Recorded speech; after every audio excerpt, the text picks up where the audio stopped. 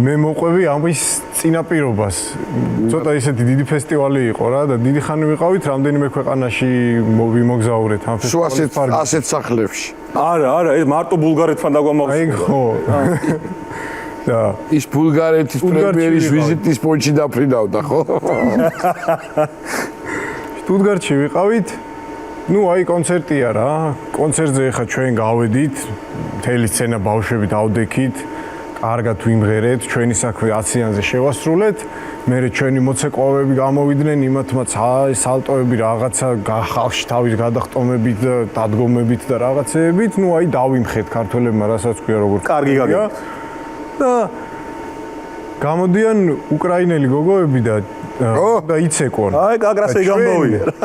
იქაურმა პროდიუსერებმა თუ რეჟისორებმა თქვენო თან კარგად გაცვიათო ესე ჩოხებიო ისევ და ფონათო მოდი სცენაზე უკანდო დადეკითო რა და ლამაზი იქნებაო თან კადრებში მაგრა გამოჩნდებაო.